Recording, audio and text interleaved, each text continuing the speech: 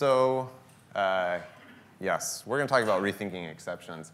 So that's what Phil already said. I'm also an MVP with Microsoft, and I put that on my slide because I always forget to mention it, and so I mentioned it.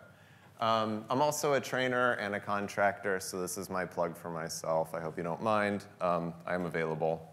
You can check that out. So it's kind of irrelevant for me to say move to the front here because the room is packed, but my talks rely on you interrupting me and asking questions. If you're all sitting there and staring blankly at me, this isn't going to go well. So we're going to talk about, just in general, returning values. We're going to start here. So we have this function that is called getValue. I'm using auto return type deduction. Don't worry at all about what this type thing is. We're constructing one and returning it. The question is this a copy, a move, or something else when we're returning this value? So let's do, I guess, show of hands. Who would say that we are copying the object when we return it?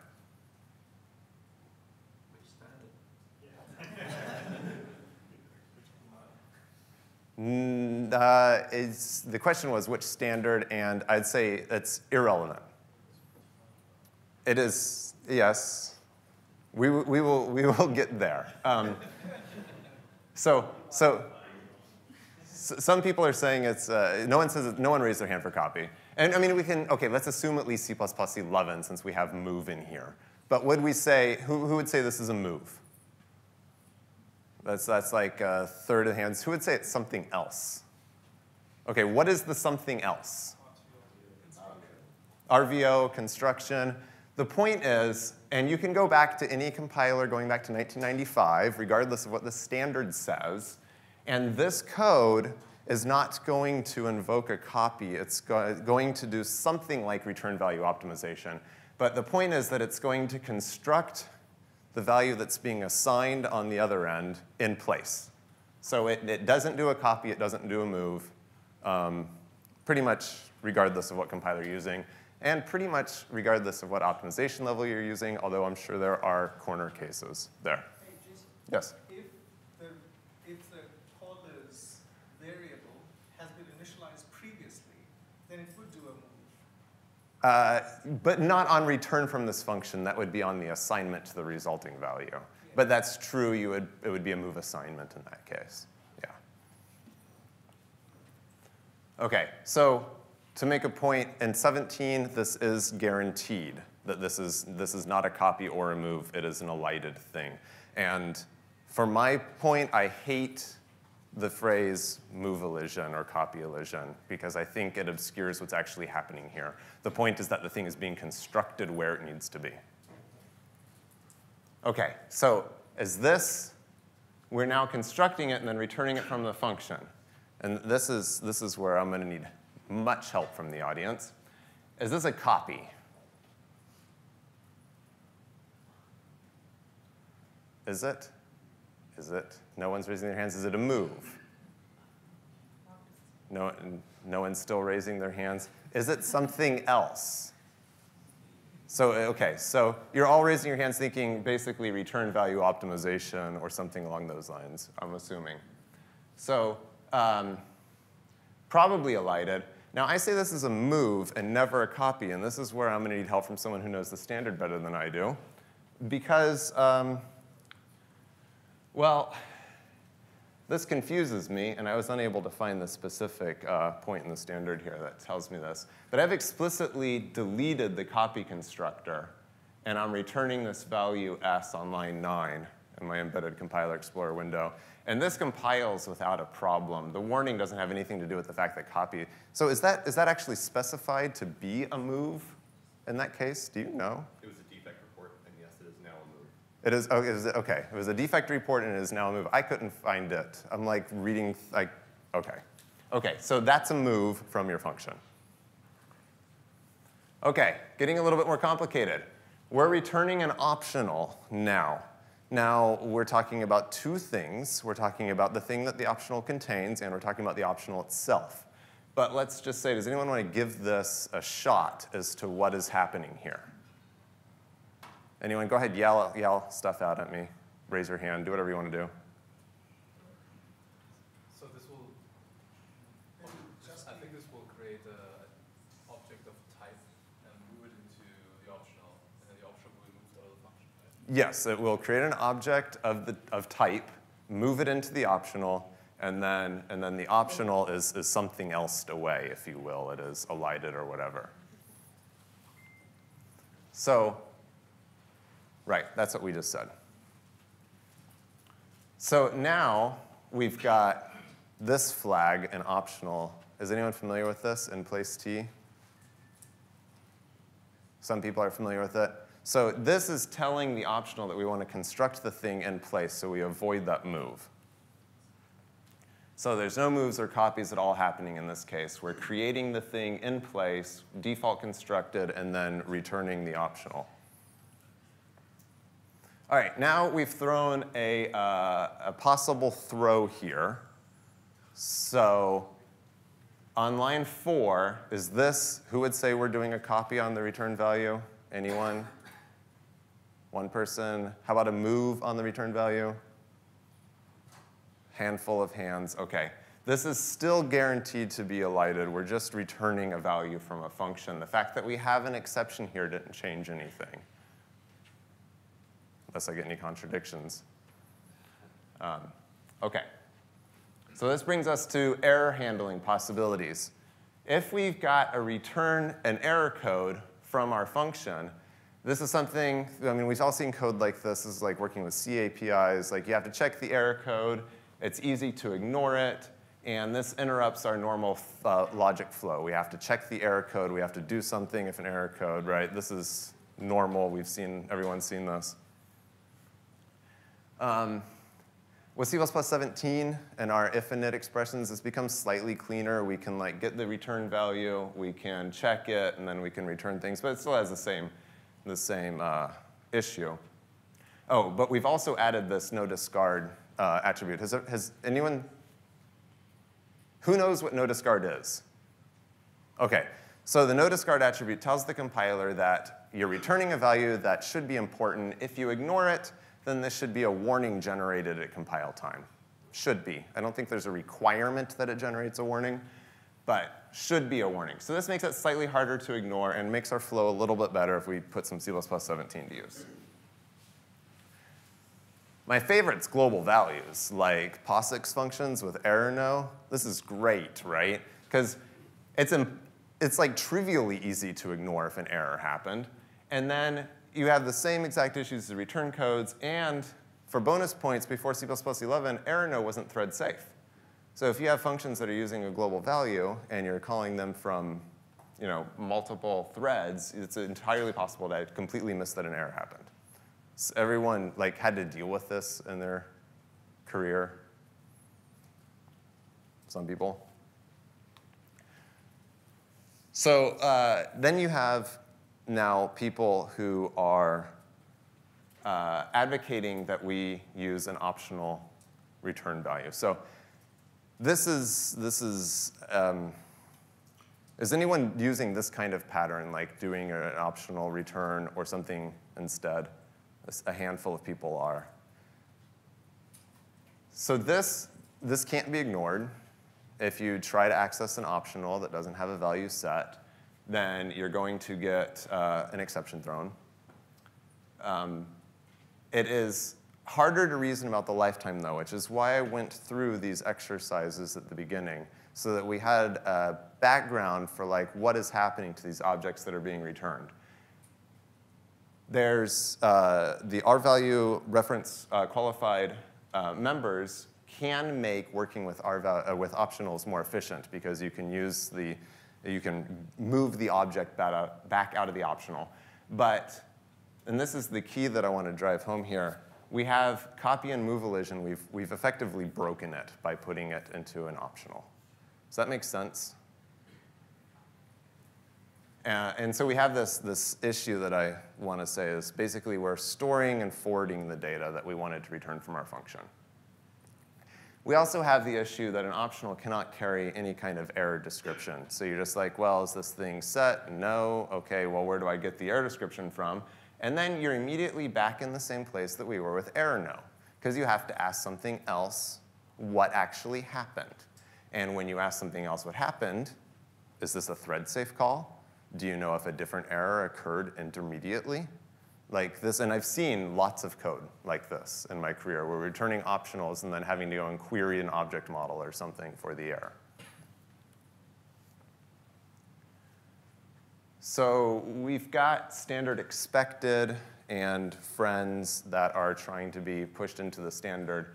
And I say this has effectively almost all the same issues as optional, except now we get to add an error code with it. So have we seen standard expected? Some of us have. I don't actually have a slide up for it. But the concept is that you've got some sort of error message and the object, the two parts to it.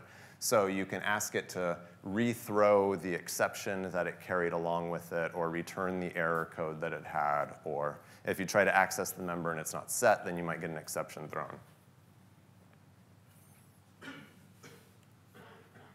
So, okay, so who here compiles with exceptions completely disabled? Why? Embedded systems. Embedded systems, exceptions not available, okay? Embedded systems cost. So, okay, there's two different issues here, I think.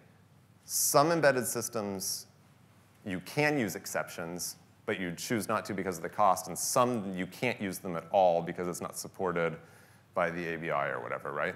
So are you in the first camp with? Second, I choose not to because it's considered to be expensive, and I've never really investigated. Because you never investigated, and you choose not to also. You're on an ARM or something smaller. Yeah, I'm only just really getting back into C++ for a long time. My last target had 2K of flash and 100 megabytes of RAM. So very small system, okay. Anyone else compiling with exceptions completely disabled? Yes, why? Oh, because you work at Google. I was pointing at Dean, and you just got lumped in. I'm sorry, Chandler. Yeah, but like if I want to, I can change Google to compile with exceptions. Oh. Problem So is I don't want to. for the people on YouTube, Chandler said if he wanted to, he could change Google to compile with exceptions. I'm going to regret that so much. Okay, anyone else compile with exceptions disabled? Sometimes when I'm using Compiler Explorer, I'll turn the exceptions off to make the assembly more readable because they generate a lot of code in the output. So when you're compiling with Compiler Explorer, sometimes you'll disable exceptions just to clean up the assembly output a little bit. It's interesting, yes? Yeah, for like a decade or so, the wisdom for Qt was always -f, no exceptions, -f, no RTTI, et cetera, just because of the size thing. Because all the stack unwinding code was so huge. Okay, so the comment was, for a while, the wisdom with Qt was to disable with RTTI and exceptions disabled. Well, and Qt kind of has its own layer of RTTI, so it's kind of unnecessary, which is, and I apologize if I got Chandler in trouble, just to back up for a little bit there. Anyone else? Is anyone in the gaming world disabling exceptions? There's some gaming people here. You complete, like, F no exceptions, or you just don't use exceptions? Tend to not use exceptions. Okay. Kind of depends on the context. So. Okay, so you have the option to use exceptions, but you don't necessarily. And I've talked to some people in the financial world who disable exceptions because they don't want the overhead to go away. Okay, so this is similar, I guess, but does anyone strongly avoid exceptions? Like you have coding standards that say not to use them, but you can if you need to. What are you also in gaming or? Audio. Audio. Okay, so is that because you don't want to interrupt the like real-time processing kind of thing? Okay. That's right. Anyone else have any comments on that? Okay. So as we said, exceptions can bloat binary sizes, which can affect our cache utilization. That can be a problem. If, I played with it, it's so difficult to actually measure, in my opinion, what the cost of using an exception is. So I've tried to write code that says, well, instead of returning a value, I'm going to throw on every single call and catch it just to try to see what that cost is. But as we've already seen, the compiler can do like awesome things with return values. So we don't really know, like, it's hard to like work around what the optimizer's doing. And currently, no compiler that I'm aware of can elide an exception even when it's guaranteed that you're going to throw an exception and it's guaranteed that you're going to catch it. And I think that's because of some function handling and lining for exception calls. This one really gets me, number 3. Exceptions are even slower when executing inside a debugger that reports on them. Does anyone use Visual Studio? I don't know how many bug reports I've gotten from Visual Studio users because of ChaiScript where I'm doing some exception handling internally, and they're like, I'm getting all of these warning messages. And that slows down the whole process of debugging because Visual Studio spits out on every single one if you're doing a play in debug mode. Yeah, so compiler can't optimize them. So, but this is the Y exceptions. We get thread safety with no additional work. They can carry extra context. They work perfectly with our RVO and copy and move elision. Our normal non-exception cases have fewer conditionals. So fewer conditionals in our code, more linear flow of code. This gives the compiler something that it is more able to optimize, right? So it doesn't have to have any branches in there. It just has a jump table if an exception were to happen. And yes, they're impossible to ignore. So today, I'm going to convince you to reconsider exceptions. That was the title of the talk, in case you didn't see that coming. Gasps from the audience. They're clearly not the best solution for every case, but I want to convince you today that exceptions can be used wisely and effectively. So we're going to enter Noexcept. I call this a specifier, an operator, and a promise, and I'll get to what I mean with that. But a quick note about users groups. I was inspired to do this talk by Michael Chadwick in my user group, who gave a talk on Noexcept, and I've never really paid attention to this before. So I spent then a very long time looking at it and coming up with the material for this. So is everyone going to their local users group meetings? We have like 6 hands. OK, I'm going to play a different game since I know what country we're in. Who here is in Auckland and not going to the Auckland users group meeting? Yes. It's probably quite accessible to you. So I would suggest checking it out. They do give pizza as well. And apparently they feed you pizza. So this can be for everyone on the internet too. I'm sure they would welcome you in Auckland to visit their users group meeting. Is that fair?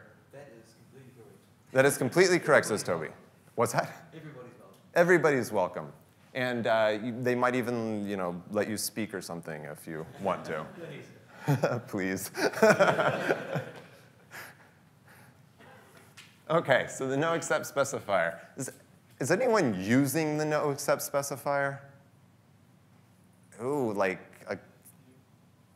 a small handful, maybe 1/10 of the room.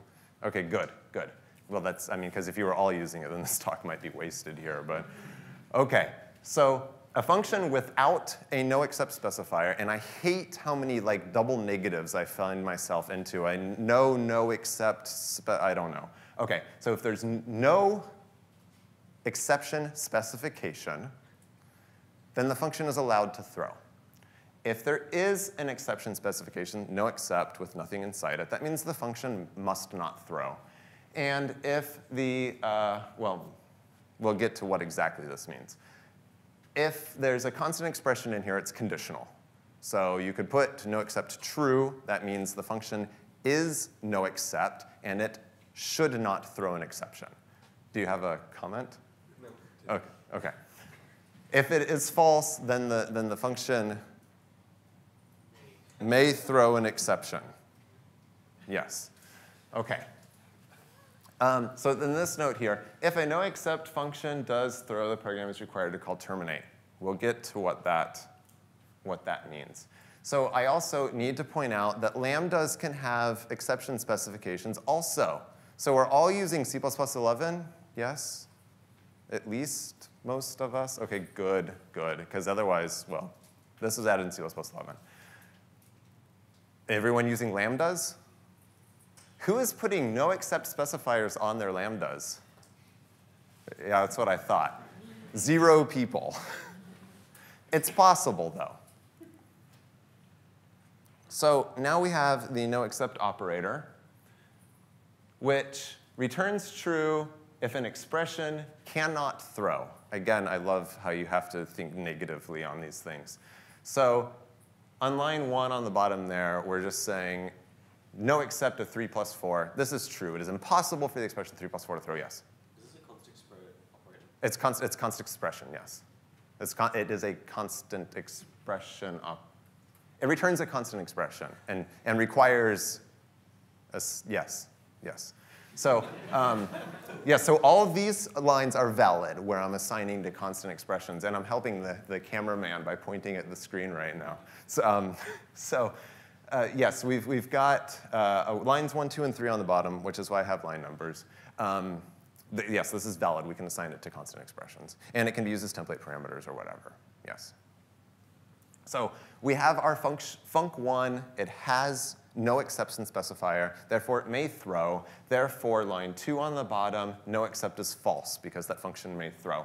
And Noexcept of func2 is true, because the function may not throw. Is this reasonable? All right. So this is the promise, and this is the point. So whenever an exception is thrown and they search for a handler encounters the outermost block of a function with a non-throwing exception specification, the function terminate is called. So this function, this is straight from the standard. I mean, the entire block of text and the example code is straight from the standard. This function that is declared Noexcept, called G, can throw a value in it. The compiler is required to accept this code, and ultimately required that if this function were to execute, that terminate would be called. And depending on your compiler, and depending on what exactly you're doing, you might get a warning that you're throwing something inside of a function that's called Noexcept. Does anyone know if Clang would warn on that? All right. So this is the words for terminate. I'm not entirely sure why I put this in here. Oh, the point is unwinding.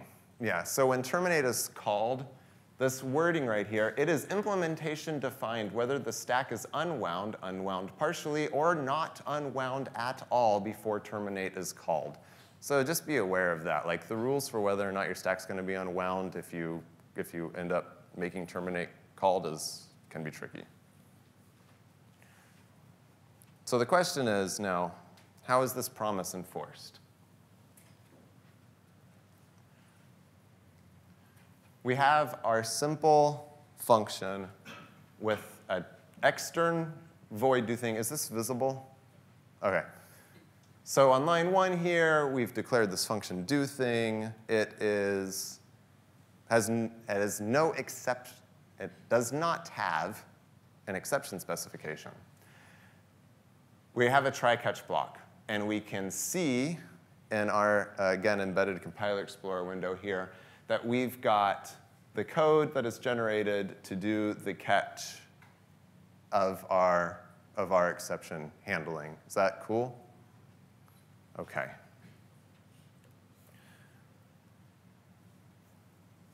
So if we make this function Noexcept, the compiler has no visibility into this function. We've declared it in extern. We've not given it any kind of definition. We have a try-catch around it. The compiler's just decided, well, I know that this function's not allowed to throw an exception. Therefore, I'm not going to generate the exception handler around the call to this function. So this says, if doThing were to throw an exception, and it were to escape from this function that is not allowed to throw an exception, it would eventually bubble up to main, and terminate would be called because you'd have an unhandled exception at the top level. So the compiler takes advantage of our Noexcept specifications to optimize things here. Is that, I think some blank looks. Does anyone have any questions? Yes?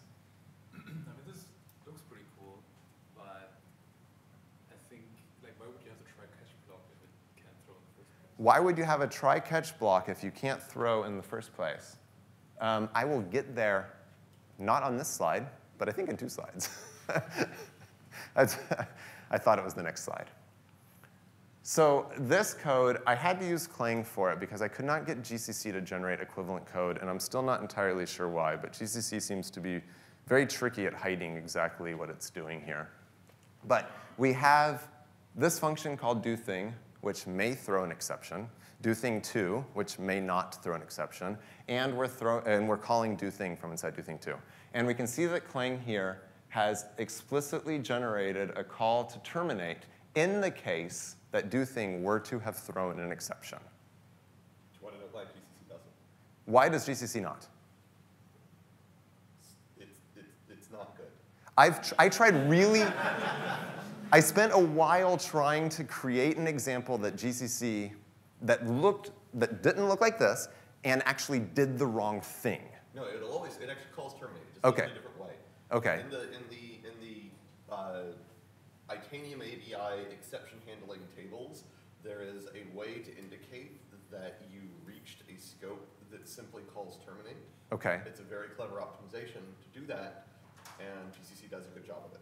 Okay, so Clang doesn't. GCC does a very clever optimization, but Clang gives me a much better illustration for this talk.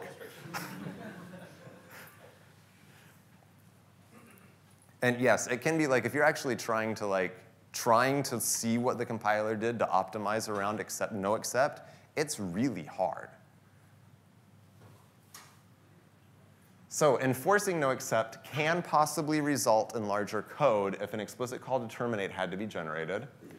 And it can result in smaller code if it was able to optimize away any exception handling that you had in there. So there you go. Why try if you can't fail? This is,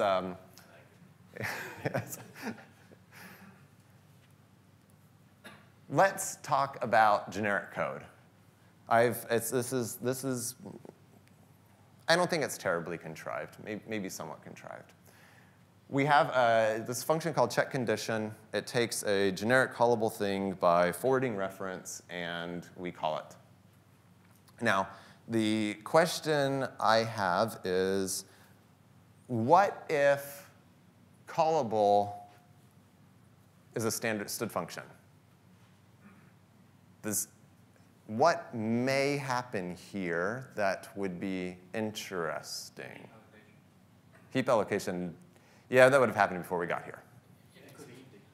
It could be empty. Yes, okay. Yeah, all right, yes. It could be empty. That's the answer that I was looking for. So we can put our try catch here to say, well, we want to catch a bad function call. Now, I would argue, and I'm willing to be proven wrong, that this is better than writing an explicit overload that takes a stood function and checks to see if it's empty before calling it. Because then you have to pay the cost of the check before empty on every single execution instead of handling the rare case where it may have had an exception. And if we give this a moment, we have our function that we're passing in here as our generic callable, and it is extern bool func. Again, it does not have an exception specification. We can see that the stack unwinding and exception handlers have been generated here for us. And now Noexcept, in a way, kind of becomes like the ultimate in C++ of pay for only what you're using. We changed the exception specification of our function that we're passing in as our generic callable thing to have Noexcept, because we know this function can't throw an exception. The compiler only generates that try catch when it may need it. Is that good? All right. So Yes. If we go back, would it be better if check condition had a conditional Noexcept in the signature? Okay, yes. The question is, would it be better if check condition had a conditional Noexcept? So for this particular case, I was going with the concept that if it were an empty function call, you explicitly wanted to return false. And at that, but we can't. Making this conditionally Noexcept could be difficult. Well, we'll yeah. Try it. Yeah, what? Or not. So what you would need to do, this is the magic of use of parameter outside function. Yeah, I think that would be, we'd have to use, it would be difficult. Anyhow. It's not a const expert. Yes, yeah, that's, well, no, but oh, right, so it would, oh, yes, sorry about that. Yeah, the beautiful Noexcept, Noexcept. Yes, the beautiful Noexcept, Noexcept. Which does not create a double negative, because of course. And unlike yesterday's keynote, I was not planning to do any live coding. So, yeah, you could have done this, yes. And then this covers every case, because the function still may throw an exception and just not be an empty, yeah. So, yes, you could do that. Yes? This isn't exactly the standard function case, though, is it? Because wouldn't the type erasure in the standard function also lose the Noexcept, even if it was on your lambda? Wouldn't the type erasure of standard function lose the Noexcept? You know what? We have a few minutes. This question came up, kind of, when I presented this to my users group. Again, go to your local users group meetings. Every version of the standard library that we played with in C++ 17, because Noexcept becomes part of the type system in C++ 17, and I'll discuss that later in a minute, allows you to put Noexcept in the signature of your std function. But none of them have the proper overloads to the constructor of std function to allow you to actually pass in a function that will match that Noexcept specification of the function signature of the callable. It's, I believe it's a defect in the standard at the moment to allow you to specify it but then have no way to assign to it in C++ 17. I need to spend a few minutes more looking at that, but I haven't gotten back around to it. But yes, it's a goofy situation. You can specify it in the function signature of std function. You just can't use it if you do. So you're correct, it does get lost in that case. So, but this is still OK, because the std function invoke operator, call operator, whatever, operator paren, is specified to throw an exception, because it might throw a bad function call. So whatever you pass, so in the case that you pass in something that is Noexcept and wrap it in a std function, you're still back in the situation because you're always in the situation where it might have thrown an exception. So it's OK, but it's not great. But yeah, there's no way for it to completely go away. Yes? With the Noexcept, is it possible to put it around a group of functions? So if you've got sort of a C header that you're working with, you have extern C, Noexcept, the extern C. Well, extern C, you're saying? Yeah, so if you do extern C, and you've got sort of a bunch of functions, just C, no exceptions at all within that. I don't know, and I don't believe that's possible, because Noexcept is not a valid keyword in C. So you couldn't. I don't know. I don't believe that's possible, that you could specify it with extern C functions. Pretty much all C functions would be treated as though they can raise exceptions. This is why the compiler is required to accept code that may throw an exception inside a Noexcept function, because you're going to be calling C APIs. And I mean, it's turtles all the way down at some point, right? Like, it's rare that you're doing something that's completely isolated. It's rare that you're doing something completely isolated that's not going to be calling some C function or something at some point that doesn't have an exception specification on it, in my opinion. So eventually, I mean, but that's certainly not always the case. OK, so ChaiScript is my, well, it's my embedded scripting language. I'm not here trying to sell you on ChaiScript, by the way. It's just I always, when I present on it, people are like, you always talk about ChaiScript. What is it? So this is what ChaiScript does. I support Visual Studio, Clang, and GCC. I've ported it to Windows, Linux, Mac OS, FreeBSD, and Haiku. And I love asking this question. Anyone use Haiku? I know of it. You actually use it? Oh, I loaded it up. Oh, you've loaded it up. OK.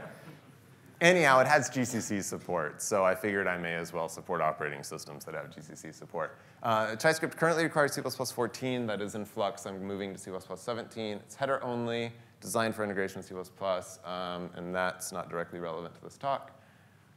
So this is my proving ground.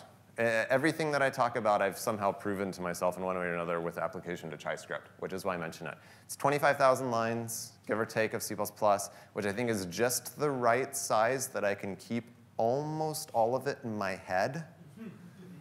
And it takes me something like 3 hours to comb through it when I want to look for some best practice or something. Am I applying this throughout the code? It takes me about 3 hours to go through it. And I've evolved it starting from C++ 03 with Boost to 11 to 14 and on to 17. Yeah. OK, so this is a full example of ChaiScript since people ask. This is, I'm defining a function called greet. I'm exposing it to ChaiScript on line 9, and I'm evaluating on line 10, and that should print hello JSON. So yeah, that's how easy it is to use. You just include the header file. It takes a really long time to compile, because you have to compile the entire scripting engine and the standard library when you include that header file. But it's cool like that, because it's fun. So I wanted to apply Noexcept to ChaiScript, using exceptions while paying the least amount of cost possible, and only when we need to, meant that I had to deploy Noexcept throughout my code base. This is my graph of performance. Now, don't pay any specific attention to the numbers. Just look at the pretty lines. And this is a graph of relative performance. Clang appears to be running faster. It's on the bottom of the graph. That's probably true. But I didn't actually do actual timings. This is more a measure of efficiency. Yes? What are the axes? Yeah. No, don't. I said don't pay attention to the numbers. OK, so across the bottom is commits. Each tick is a commit that I made in my process of applying Noexcept. The vertical, thanks. The vertical scale is a relative measure of performance. So we can see that we had bumps. We went up is bad, down is good. We overall finished, when we're looking at GCC, the top 2 lines, we overall finished off better. When we look at Clang and the bottom 2 lines, we overall finished off a little bit worse. But like I said, this is the exact specific numbers aren't terribly interesting. It's just a question of where did we have hiccups in this process, if we can all play along with this. So this is the color visible. So we're looking at my first 4-ish commits. 1, 2, 3, 4, 5 commits. And this is my basic application. I went through and I just said, what things can be Noexcept? I'm going to make them Noexcept. And we see that I got, there's a gap in my GCC data. That's because I managed to write code that GCC could not compile in this case. Clang is much more standards compliant in some ways. So it was fine here. But we got some dips down and some dips up, bumps up. So this is like, we're just going to walk through some examples. ChaiScript is conditionally thread safe. So in the case when threading is disabled, I have a stub for my lock that is just this blank empty class. So this allows me to greatly reduce the amount of conditional code that I have. When you turn off threading, I just have a couple of classes that get swapped out, and the rest of the code that actually cares about locking stays exactly the same. So does everyone agree that these three member functions could be made Noexcept, that there's no way for them to throw an exception? Yes? Come on, they're empty. It's not a trap. It's not a trap. This became Noexcept. So this, I have some what I say simple operations that were kind of obviously Noexcept, where I'm doing some type comparisons of things. So I have to do a type match at runtime to see if the value that was passed in was an object of the type that I expected it to be to invoke a particular function. So I can check this, like, do these types equal? Yeah, OK. This is Noexcept. That's cool. So that's like really all I did. And that was our first few blocks there. And it kind of went up. And I mean, that wasn't the only things I did, but that was the kinds of things I did, like the basic, obvious, this is Noexcept. But then we have now in our next group, this is my attempts to enable Noexcept. So I looked for functions that were currently not Noexcept, and I tried to make them Noexcept. And I got some interesting performance corrections back down on GCC specifically, on the blue graph there for GCC 6, like wham, that was a big win for me. So the title of this slide kind of gives it away, but let's just play along here. So mTypeInfo is of type std typeinfo. Does anyone know what the return value of name is from std typeinfo? No, it's not std string. It's const char star. So it's const char star. So I am returning a string from my name member function here. All right? There's no reason why this couldn't be const char star. And I'm looking at this like, OK, well, I really want to make this function Noexcept. How can I make it Noexcept? Well, simply, I can just return a const char star. This is totally valid. Because line 7, I'm returning an empty string literal. String literals are guaranteed for the life of the program. Now I made it Noexcept. I just saved a string construction on every single call of this function. String view? A string literal? String view? String view. Oh,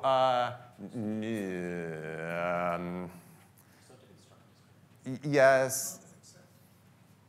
No, I could have used string view, but I think it would have been a bad plan, because string view can obscure pointers to things that have popped from the stack.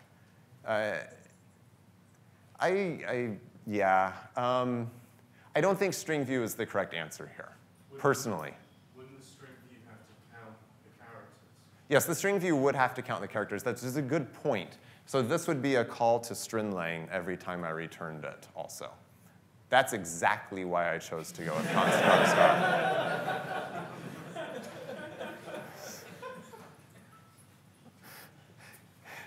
And for bonus points,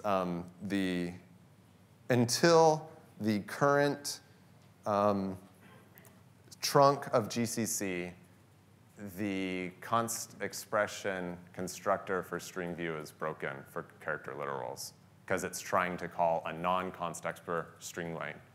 So anyhow, so that would have, yes. Yes, const char star. That's what I did here.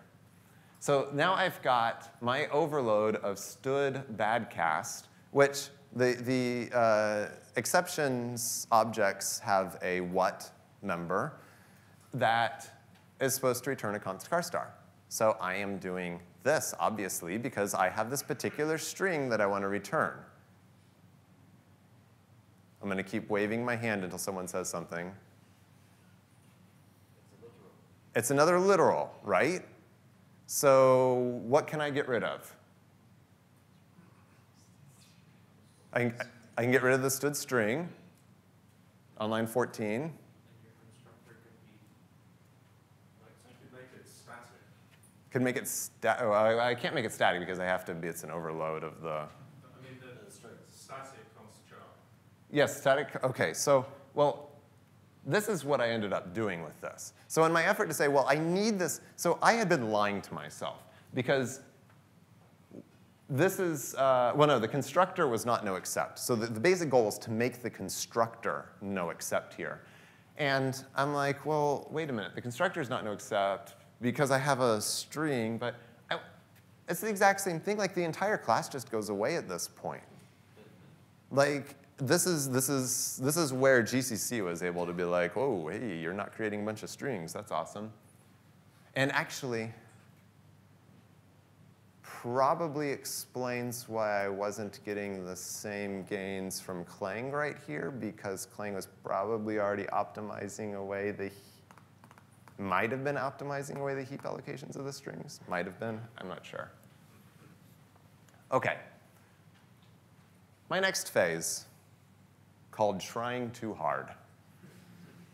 And we can see on GCC, I've got a bump up. I've got this huge spike in Clang. This is no good at all.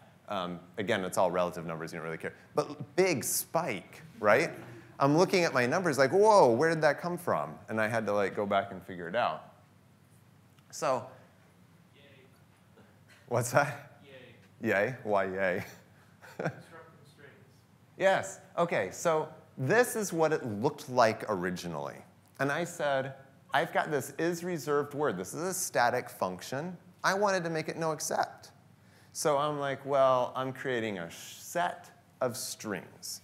And this happens at parsing time. I have this the struct that gets created once, and then, or excuse me, the set that gets created once, and then on every time I look up a parsed identifier, I need to see if it is a reserved word or not. So I had the set of strings checking to see if it was in that set. I'm like, well, how do I make this Noexcept? Like, well, I can't make it Noexcept because it's possible on the first time this function is called that the set could throw an exception on allocating the nodes that contain the strings. OK? So I got smart. And I made it an array of character string literals, and I used my handy INIOF algorithm, and I looped over it like this. And this was my huge performance decrease, right? Because this is being called on every single identifier during parsing. So I thought, it's a small list of things. It should be fine to do a linear search through it. Apparently not. Set is actually the right, is a good answer here. I have, since this case, moving forward, and I don't believe any slides for it, I have actually implemented a const per set so that I could have this sorted at compile time and do the queue, and that makes me really happy. But this is why we need const per allocators, for anyone who's listening. So then this is my real fixes phase here, coming back down. I have this function looking to see if a token that was parsed is an operator. And I know it might not be obvious, but I'll still give you all a minute while I take a break to see why mightn't I be able to make this Noexcept, and how could I fix it?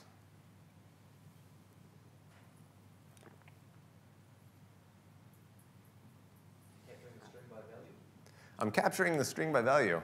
Yeah, it gets better. I'm capturing it by value twice inside a loop. For those of you who don't know, lambdas have lifetimes. So every time this lambda is created on the inner loop, I'm having to recapture that string by value again and copy it again. Glorious. It's glorious, yes. This is terrible. So now, for the record, the standard algorithms don't have exception specifications.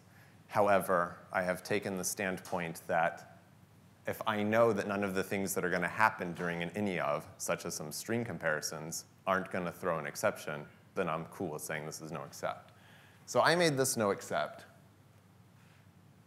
simply by making those two things capture by reference.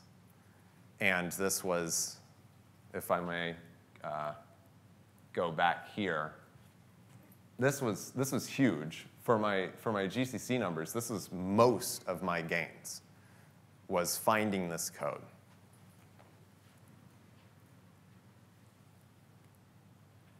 So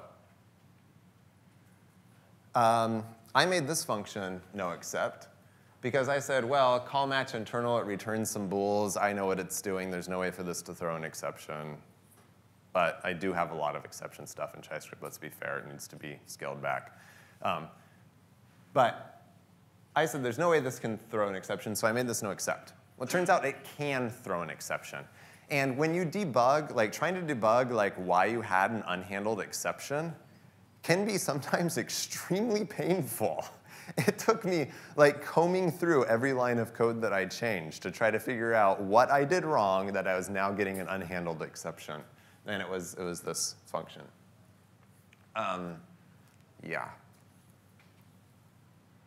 So sometimes specifying Noexcept can be complex. We've got this Noexcept of check divide by 0, and we just saw that in our live coding demo, courtesy of Dean, someone, that we had the call to the function to see if it was doing the right thing. But that seems to only really happen in generic code, like the line says. This one gets me. We're trying to do the most optimal thing. We're taking our parameters by forwarding reference. So the question is, can this constructor of our type S be Noexcept? I mean, so it depends, right? We don't know what was passed to us. We don't know if it was a value or if it was an R-value reference, or whether it's going to be a move, whether it's going to be a copy. So I have this Noexcept of constructing the local type by the forward of the thing that was passed in. And this is technically correct. I got a review from someone. He said it was right. So this is if you really want to like be totally correct about your exception specification on your generic constructors, this would be what it would look like. I think there's a place we've already got is no throw move constructible is no throw copy constructible. I think there might be a place in the standard for is no throw forward constructible. So we could say, well, you know, we could properly specify these things if we really wanted to. And this is what it would look like. Unfortunately, you have to do this decal type of the param to get back what the actual type was that was passed into it. So Noexcept, this is like really the point that I want to get home, well, it's one of the points I want to drive home. Noexcept makes you think about your code. So when you say, can this function be Noexcept, you're forced to consider why or why not and actually fix your code. We've seen this in the examples of my poorly written code. So if you think a function should be Noexcept, but it cannot be, you've probably found a design flaw. This is like another, like, this is, I'm noticing this const expert also, like if you want to make a function const expert and you can't, it's possible that there's actually a design flaw in your system, yeah. Should Noexcept become an attribute of a class or a function that if you think it should not be throwing exceptions, and if it does actually throw an exception, then the compiler should warn you about it? I think getting the compiler to warn you on whether or not it's throwing an exception would be difficult. I mean, it almost like, I mean, I wasn't really there for the whole history of this, but you know, exception specifications have changed a lot since C++ 98. It used to be that you could say throws and give it like what kinds of things it could throw. And the rule of thumb was that that's impossible to use effectively, so you should just never use it. So I think this situation where you're just saying, no, I expect you to never throw an exception is probably better. or we end up like in Java land where we have like, you know, oh, you didn't try around this thing that might have, I'm not sure, but. But clearly, I mean, our time is not well spent if you're thinking about why simple string searching is throwing an exception or. Yes, but your time is well spent by thinking about why simple string searching may throw an exception, because it forces you to think about the lifetime of your objects, and it forces you to think about what you're actually doing with your code. So if you can, if this makes you think about your code on a whole nother level of saying, well, I believe there's no reason this should be able to throw an exception, and then you actually look at your code and you're like, oh no, I'm making 300 copies of a string on each iteration. I just learned something new about my code. I made everything better by adding the Noexcept here.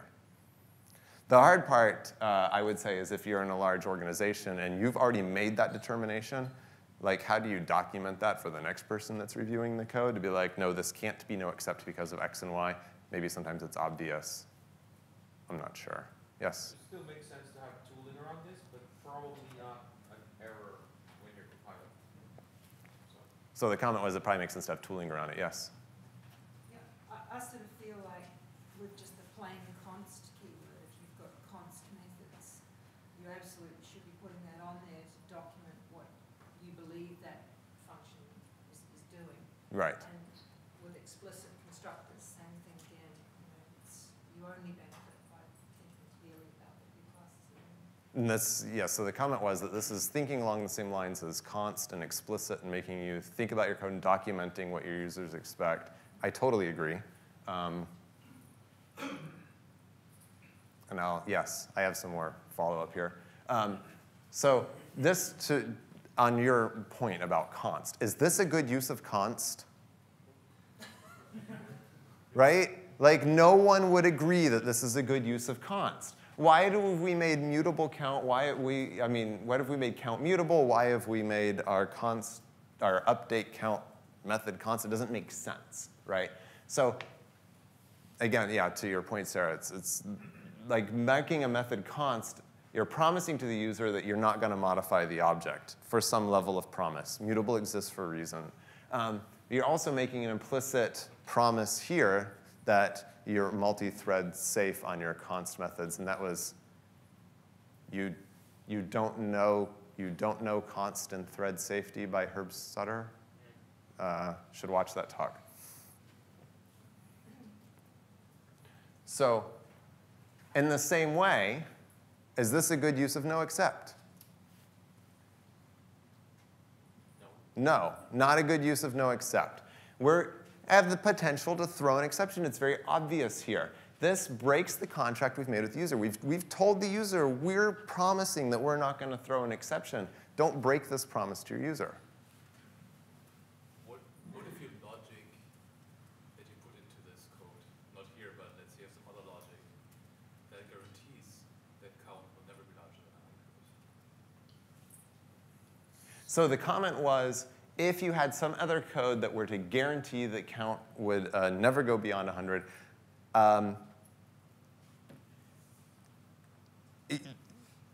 and okay, so if you want to say, if I were to violate my guarantee here, and I want the program to terminate, you could do this. You could also just explicitly call terminate here.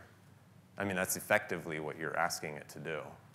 That's a little bit different because you might not actually be in control of this code, but you may have some other code that guarantees that this exception will never be thrown. Well, whoever did write this code probably shouldn't have made it Noexcept. Yes? In the case you've got here with the throw, and going back to the earlier question about control of the count from some other point in the code, what would be wrong with an assert at that point? Yeah, an assert would be, but yes, an assert would be possible here, or whatever. My point is, don't throw an exception if you make the method, the function Noexcept. But yes, an assert, I mean, depending on what exactly your goals are, an assert's going to be compiled away and release build, and maybe that's not what you wanted or whatever, but yeah. So in the opposite direction, and getting back to the earlier points, we have just promised to our user we're not going to throw an exception from this function. So I say this, instead of doing fNoExceptions, you should instead, if you're truly not throwing exceptions, specify all of your functions as being Noexcept.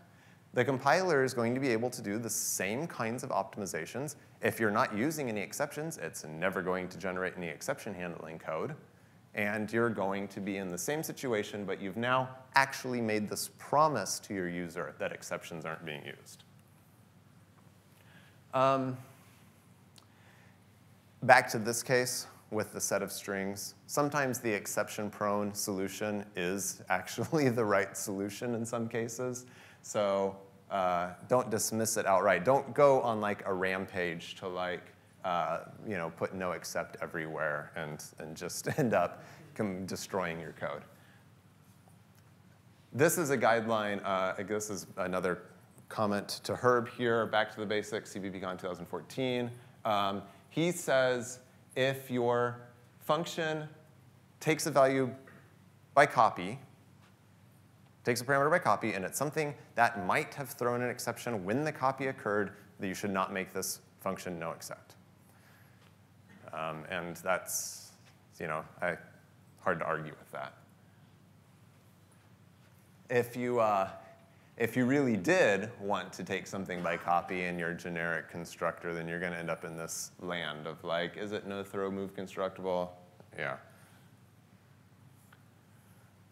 So I'm going to come back to this example one more time. I put the Noexcept keyword back on here. Let's talk for just a moment about what this means. I have a static structure that is going to be constructed once for the lifetime of the program, right? So what happens if this throws an exception the first time this function is called? Terminate's called. OK. This data structure is absolutely core to my parser.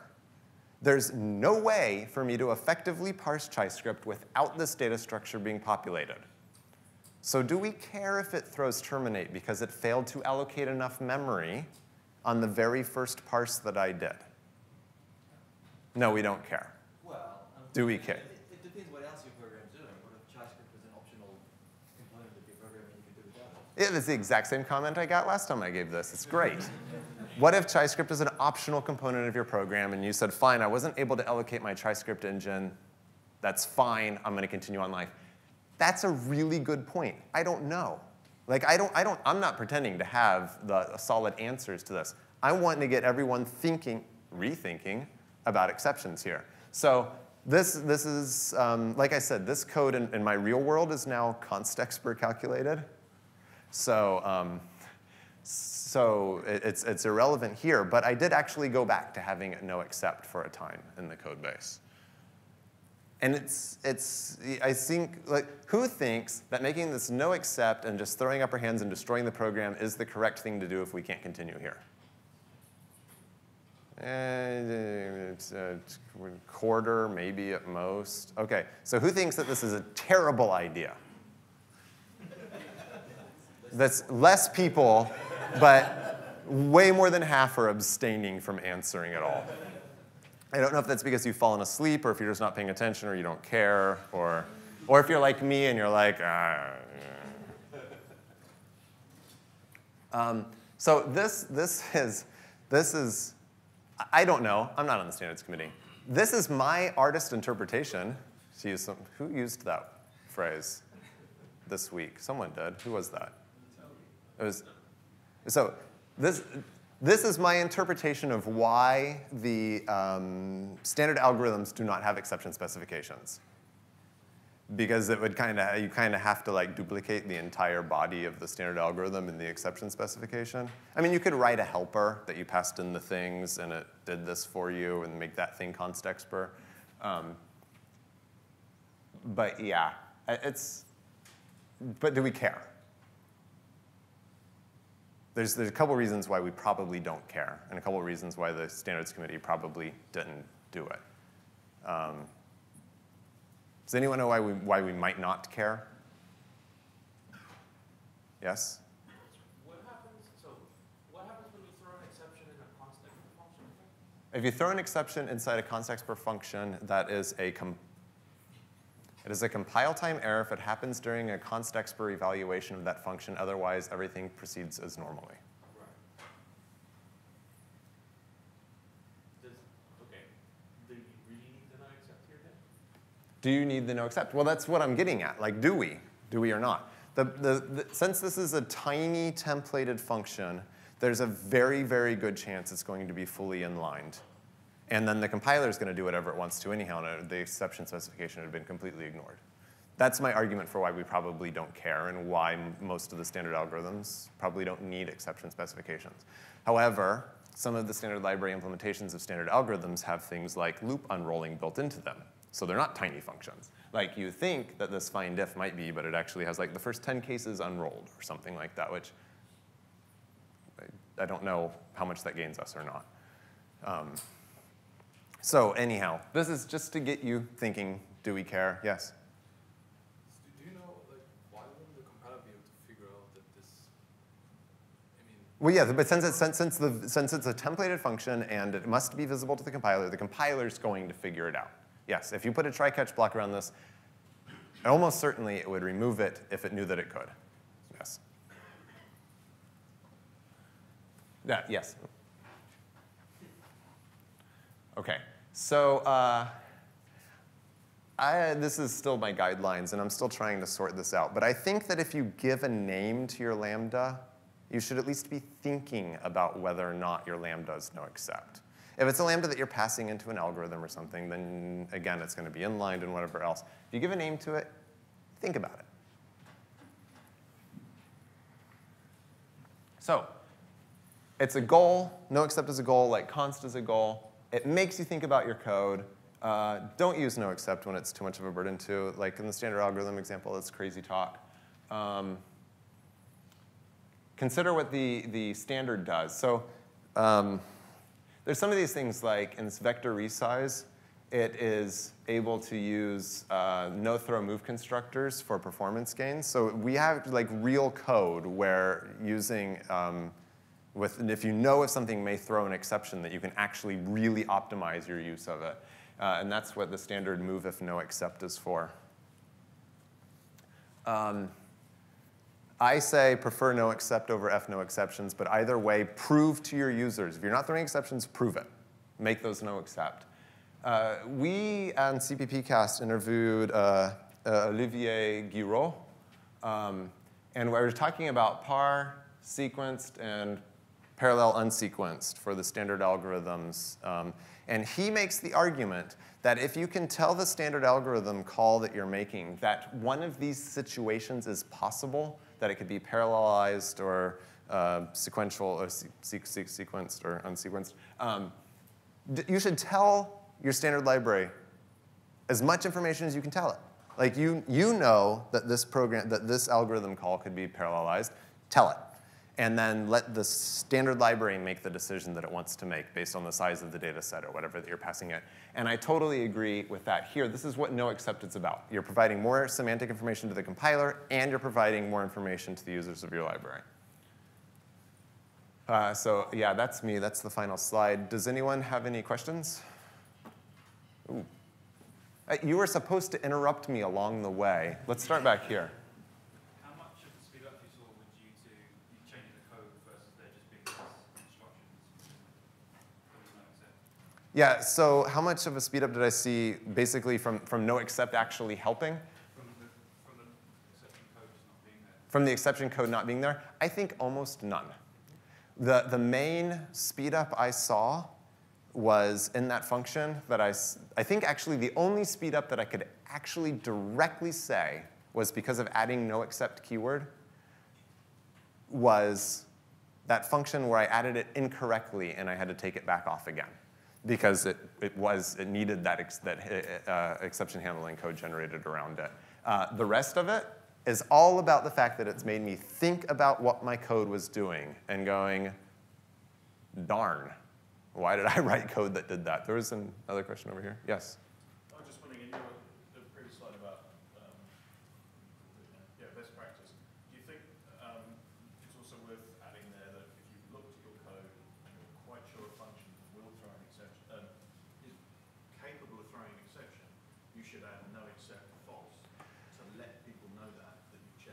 Yeah, the question is, should you add no except false if you're certain that it may throw an exception? I can honestly say I haven't spent a ton of time thinking about it in that direction. Does anyone else have any opinions about what after this? Do you have an opinion? I thought you did this. You don't have to have an opinion. Anyone? I mean, it adds a lot of words to your code. Yeah. I think that's probably unnecessary. I think just assuming by default that things may throw exception is kind of part of what the assumption around what exceptions are. So if you start saying this may not, or this will not, or will throw an exception, what of those most likely should be default? So otherwise you're just adding extra typing. Yeah, I think I mostly agree. So the comment was that the default is that it may throw an exception, so you're just adding more words. But on the other hand, from a standpoint of documenting to the members on your team that you have already evaluated this function is a great question. I think that's something that has to be answered in your team dynamics. Yes?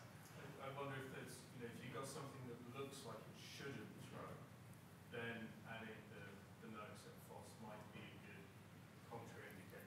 That's a fair point. So if it looks like a simple small function, you're like, there's no way this could throw an exception, or this is a const getter of some kind. Why could it possibly throw an exception? Adding one there so that you've documented, oh yeah, something more is happening here. This is no except true. I'll buy that argument for sure. Yeah. No except false, I mean. Oh. Really short question. Is not accept ignored when you compile with no exceptions? Is no except what implied? Like, is there a one or a compile error if you specify no except, but you're compiling with no exceptions? No. I can't imagine there would be. I'm not a compiler writer, but so the question, I'm sorry, for the video was: is there a? Are you raising your hand? Is there a question? Is there a compiler error if you specify no except and you've compiled with no exceptions enabled? I can't imagine why that would be. That doesn't make sense to me. No, there is not an error. You have to be able to do this because no except changes the ABI. F no exceptions does not. So F no exceptions does not change the ABI. No except does change the ABI, so it must be allowed. Yes. Okay. And in fact, you should be using it, for example, on move constructors, even if you do F no exceptions, because F no exceptions cannot tell your containers that the strong exception guarantee is no longer required. Yeah, right. So the comment was, on your move constructors, you want to specify no except here so that your containers know how to handle them properly. And that was kind of this point here, is we're not only helping ourselves, we're also helping our standard library implementers do the appropriate things with our objects.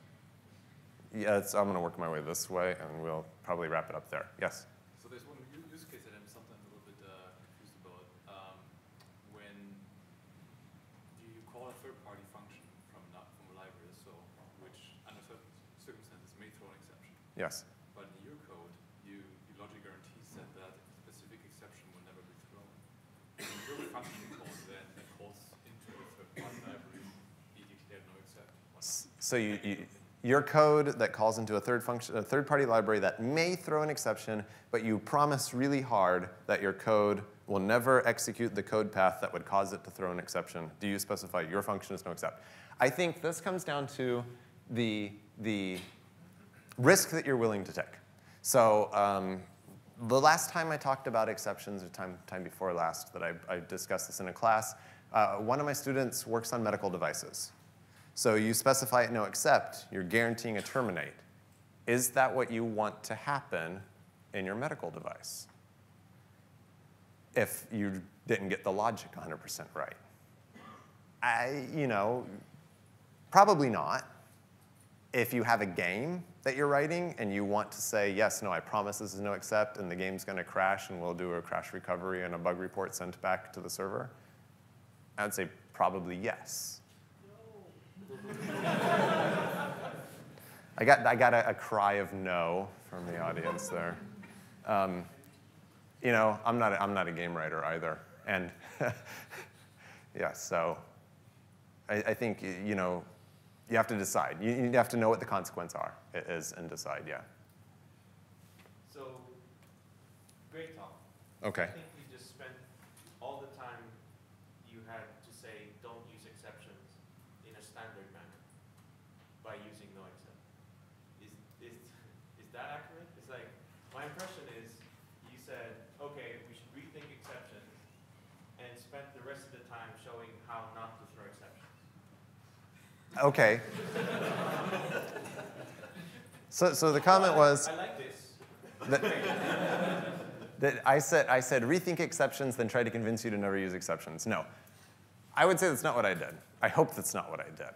Because this code, like, if you have a parse error in ChaiScript, like, how am I supposed to report a parse error back to the user? I still think personally that an exception is the best way to do that. Because they can just write their code linear, they expect the thing to execute, they can put a try catch around it to say, if a parse error occurred, here's the line number and column that it occurred on, I can report that to the user of my application. I think that's the correct thing to do. Because in the case of writing your flow like that, you get to take full advantage of RVO, you get to let the compiler optimize linear code as much as possible. That's good. But know where you're throwing exceptions, know why you're throwing exceptions, and if you say that you're not throwing exceptions, prove it. Is that acceptable? Yes.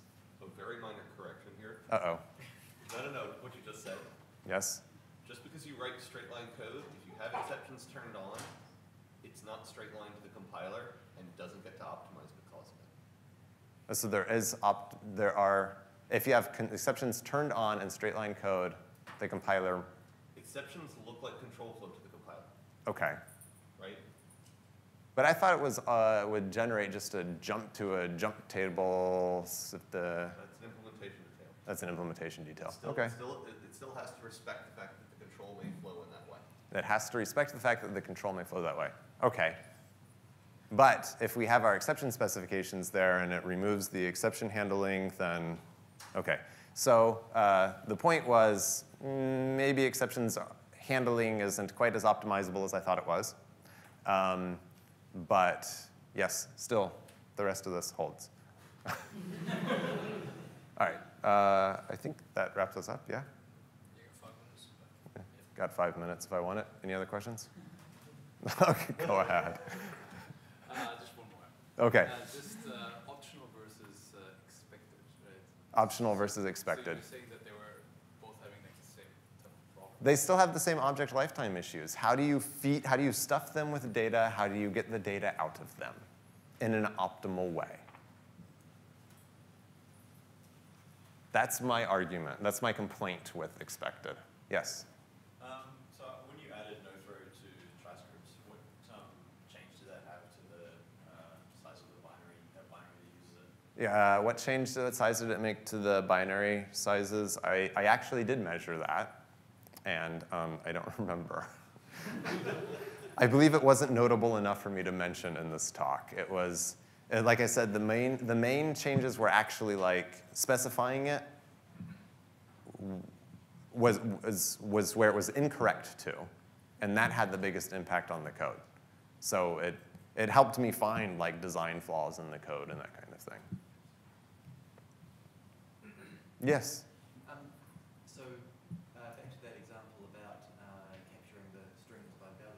Yes. How did you find that you had that bug in that code? How did I find the bug in the code of having copying the strings by value? Like I said, ChaiScript's about 25,000 lines of code. It takes me about 4 hours to go through the code base. I know it quite well. I've been maintaining it for 10-ish years, 9 years. So I was just like, just every single function, literally every function. I want to make this Noexcept. I'm going to read this function body. Oh, wait a minute. I'm making a copy. Oh, I can't make a copy of a string and still call it Noexcept. You know, it was literally just like that. It was just manual code review. Right. So are you aware of any tooling that can help with that kind of analysis? Because that was quite a small function, but in a big function it could be difficult. Am I aware of any tooling that can help with that? Not specifically, no. I generally make the rule, yeah. Well, I mean, thinking about object lifetime is kind of one of my things. So I spend a lot of time thinking about that, but I'm not aware of any tool in that specific case that would tell you you're capturing something by reference when you didn't need to. The closest thing I'm aware of is like static const values being captured by a lambda when you didn't need to because they're implicitly available. But that's actually, oh, well. Okay, well, that's what I get for talking too long. My screensaver went on. So the blip that I had where GCC could no longer compile the code, I was seeing a new warning from Clang saying that I was capturing something that didn't need to be captured because it was implicitly available. So Clang will warn on that. And so I did that, and GCC now failed to compile because it wasn't implicitly making the value available like it was supposed to. So, yeah. Yes, go ahead. Is there any way to intercept std terminate and print out the call stack? Is there any way to intercept std terminate and print out the call stack? I'm not the right person. Dean's thinking about it. He might have an answer in 10 seconds. All right, he's got 5 more seconds. Really hard. It's really hard, is the answer. Last question. Excuse me? Last question. Last question. Any question? Yes? Just to reiterate, so what, if any, are the performance advantages of specifying a function as being Noexcept? And as a secondary part of that, we assume generally, we hope that constructors and destructors are Noexcept. Is there any advantage to marking them as such? So I'm going to start with the second part first. You said we assume that constructors and destructors are Noexcept. We hope. I would say that's categorically false. Yeah. We assume destructors are Noexcept. There's lots of good reasons to throw from a constructor. You can throw from a destructor. You can throw from a destructor. That can be very difficult to work with sometimes. But I would say I would never assume that all constructors are Noexcept because, I mean, they're taking copies of objects. They might have actually had a legitimate resource allocation that they failed to perform, acquiring a lock or whatever. Yeah, so, but then moving backward, your question was, what performance implications did I have from specifying Noexcept?